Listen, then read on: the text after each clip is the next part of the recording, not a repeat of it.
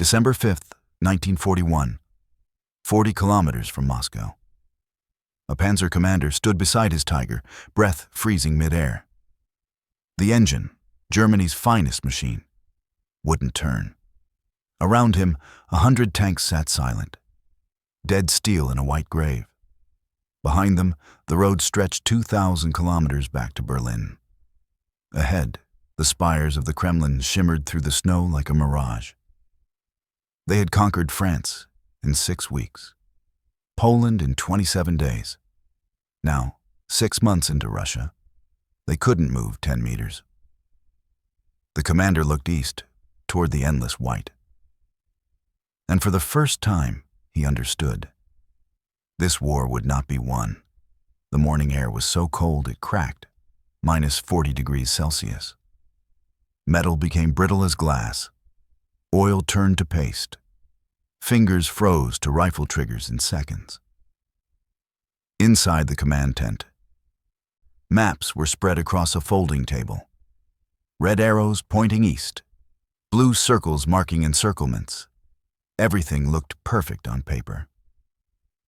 But outside, reality told a different story. Soldiers wrapped their feet in newspaper.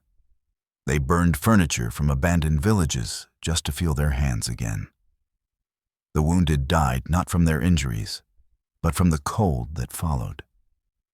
Radio static crackled. Supply convoys were 3 days late, then 5. Then they stopped reporting altogether. A young lieutenant entered the tent, snow caked to his collar. He said nothing. He didn't need to. His eyes said everything. The diesel had frozen solid. The trucks wouldn't start. The tanks couldn't move. And Moscow was still 40 kilometers away. 40 kilometers. It might as well have been 4,000. 6 months earlier, it had all seemed inevitable. June 22nd, 1941. Operation Barbarossa, the largest invasion in human history. 3 million men, 3,000 tanks, 7,000 artillery pieces. The Wehrmacht crossed the Soviet border like a steel flood. Within days, entire Soviet armies ceased to exist. Minsk fell. Smolensk fell. Kiev, ancient Kiev, encircled, captured, 600,000 prisoners marching west in columns that stretched to the horizon. The panzers moved so fast the infantry couldn't keep up. 50 kilometers a day, 70. Towns surrendered before German scouts even arrived. Soviet commanders radioed for orders and received only static. In Berlin, champagne corks popped. The Führer declared victory was within reach. Generals began planning the victory parade through Red Square. Winter uniforms? Unnecessary. The war would be over by October. Franz Halder, chief of the General Staff, wrote in his diary, "It is not too much to say that the campaign against Russia has been won in 14 days. 14 days. They believed their own propaganda. They believed in the superiority of German steel, German tactics, German will. They had broken France. They had broken Poland. Why not Russia? But Russia was different. Russia didn't break. Russia absorbed. Russia swallowed armies whole and kept fighting. And now, standing in the December snow outside Moscow, the tanks silent and frozen, the truth was becoming impossible to ignore. The numbers came in slowly, then all at once. Intelligence reports landed on desks in field headquarters. At first, they were dismissed, then checked, then rechecked, then believed. Soviet tank production, October 1941. Reported destroyed, 17,000 tanks. Still operational, 2,000 tanks minimum. New production that month, 100 tanks every month. 1,000 tanks, built, shipped, deployed. The Germans had destroyed more Soviet armor than they thought existed. And still, more kept coming. Aircraft losses. Soviet planes shot down, over 8,000. Soviet planes still flying, thousands New aircraft per month, 1,200 casualties. Soviet dead, over 2 million. Soviet prisoners, 3 million. Soviet army still fighting, 60 divisions, 70, 80. The math didn't work. It couldn't work. In Germany, a single tank factory in Kassel produced 30 Panzers per month. 30. The pride of German engineering. In Russia, factory number 183 in Kharkov, now evacuated, dismantled, moved beyond the Urals, was producing 20 T-34s per day. Per day. Entire factories lifted onto trains. Machinery, workers, even the factory roofs, transported 1,000 kilometers east, reassembled in Chelyabinsk, Sverdlovsk, Nizhny Tagil, cities the Germans had never heard of. Production resumed in weeks. One German officer stared at the intelligence summary, his coffee gone cold. "They moved entire factories?" he whispered. "Yes. 1,500 factories, evacuated in 3 months. 10 million workers relocated. Production never stopped. The Reich's annual steel production, 31 million tons. Soviet steel production, even after losing Ukraine, 18 million tons. German crude oil production, 6 million tons per year. Soviet oil, from Baku alone, 24 million tons. The numbers kept coming. Ammunition expenditure. German troops were rationed to 10 shells per day per artillery piece. Soviet guns fired 50, 100. Supply was endless. Manpower. Germany had mobilized every available man. The Wehrmacht was at full strength, 3.8 million on the Eastern Front. Soviet reserves called up in October, 1.5 million. November, another 1.2 million. December, 800,000 more. From where? How? The Soviet Union had a population of 190 million. Germany, 69 million. Even accounting for occupied territories, the disparity was staggering. One Panzer commander sat in his frozen tank, reading a captured Soviet newspaper. It showed women working in munitions factories, teenagers assembling rifles, elderly men digging anti-tank ditches. Everyone was fighting. He thought of his wife back in Munich, listening to the radio, knitting socks. The Russians weren't just fighting a war. They were becoming the war. Every farm was a supply depot. Every factory was a fortress. Every citizen was a soldier. And the land itself, vast, endless, swallowing, fought alongside them. The commander folded the newspaper carefully. His hands were shaking. Not from the cold. December 6th, 1941.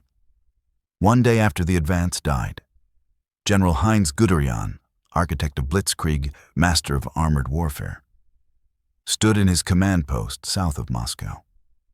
Before him lay a map marked with blue and red.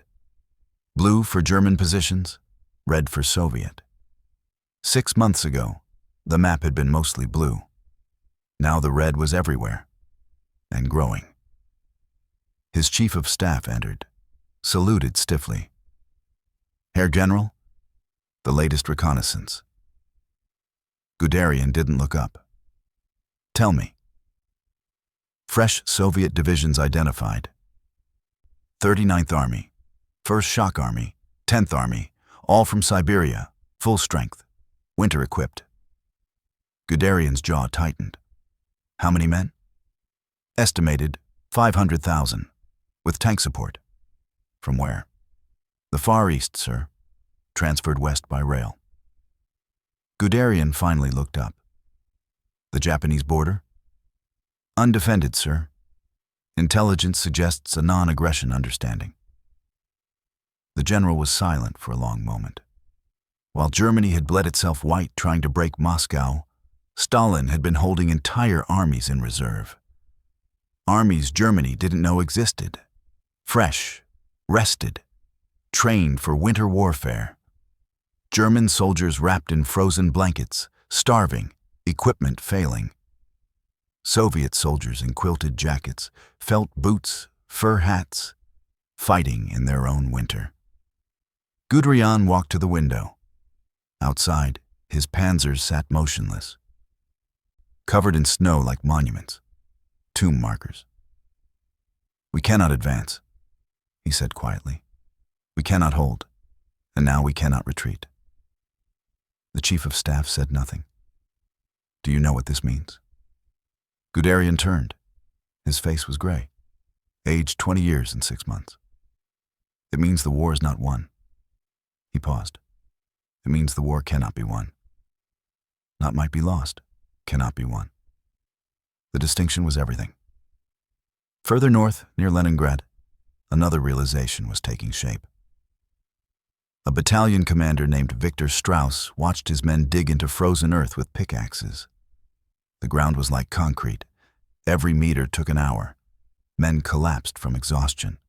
Across no man's land, Soviet artillery opened fire. The same Soviet artillery that should have run out of shells weeks ago. But it hadn't. It never did. Strauss had studied the maps, calculated the logistics, estimated Soviet supply capacity based on German standards. Every calculation said the Russians should have collapsed by September. It was December, and they were stronger than ever. He remembered his training. Napoleon's invasion of Russia, 1812. The Grande Armée, 600,000 men, entered Russia in June. By December, barely 20,000 staggered back. Strauss had dismissed it as ancient history, irrelevant. This was the 20th century. Modern warfare, mechanized, efficient. But standing in the snow, watching his tanks freeze and his men die, he understood. The lesson wasn't that Napoleon failed. The lesson was that Russia didn't. Not then. Not now. Not ever. He looked east, toward the endless horizon. Somewhere out there, beyond the snow, beyond the forests, beyond the Urals, Soviet factories were running 24 hours a day. Tanks rolling off assembly lines, shells being packed into crates, trains moving west, always west, toward him. Strauss closed his eyes. The war was lost. It had been lost the moment they crossed the border. They just hadn't known it yet. The machinery of defeat had been set in motion long before the first shot was fired. It began with a single miscalculation. German intelligence estimated Soviet tank strength at 10,000 vehicles. Acceptable odds. The Wehrmacht had 3,400 tanks, but German tanks were superior. German tactics unmatched. German crews the best trained in the world. The actual number was 24,000. But even that wasn't the fatal error. The fatal error was believing that numbers mattered. The logistics trap. Every German advance was a race against mathematics. A panzer division required 300 tons of supplies per day. Fuel, ammunition, food, spare parts, medical supplies. Multiply that by 20 divisions. 6,000 tons, every single day. The distance from the German border to Moscow, 1,000 kilometers. Soviet railways used a different gauge than European trains. Every supply train had to stop at the border. Cargo unloaded by hand, transferred to German wagons or trucks. Trucks that consumed fuel. Trucks that broke down. Trucks that froze. For every kilometer the Wehrmacht advanced, the supply line stretched longer. Thinner, more fragile. By December, some forward units were receiving 30 tons per day instead of 300. 10% of what they needed. You cannot win a war on 10%. The industrial abyss. Germany's economy was impressive, efficient, organized. But it was an economy designed for short wars. Blitzkrieg wars, 6-week wars. When the war didn't end in 6 weeks, the system began to crack. Steel allocation for 1941 prioritized U-boats, aircraft, ammunition. Tank production received what remained. Result, 3,800 tanks produced that year. The Soviet Union, in that same year, produced 6,500 T-34s alone, not counting older models, not counting the tanks being built in factories Germany didn't know existed. One Soviet factory worker was interviewed after the war. She remembered those months. We worked 18-hour shifts. We slept beside the machines. We ate at the machines. When the power failed, we worked by candlelight. When a worker collapsed, another took their place. The tanks never stopped. German factory workers worked 8-hour shifts, with lunch breaks and weekends. This wasn't a competition. It was an industrial execution. The strategic blindness. Hitler had ordered 3 objectives simultaneously. Leningrad in the north, Moscow in the center, Ukraine and the oil fields in the south, 3 army groups. 3 directions, each one weakening the others. When Guderian begged to concentrate forces on Moscow, the Führer refused. We need the grain from Ukraine, the coal from the Donbass. So the Wehrmacht spread itself across 2,600 kilometers of front. The Soviets could choose where to defend, where to counterattack, where to bleed the Germans white. And they did. The winter weapon. German intelligence knew winter was coming. What they didn't know, what they couldn't comprehend, was that winter in Russia wasn't just weather. It was weaponized geography. Every river froze solid. Cutting supply routes, every road became impassable mud, then ice.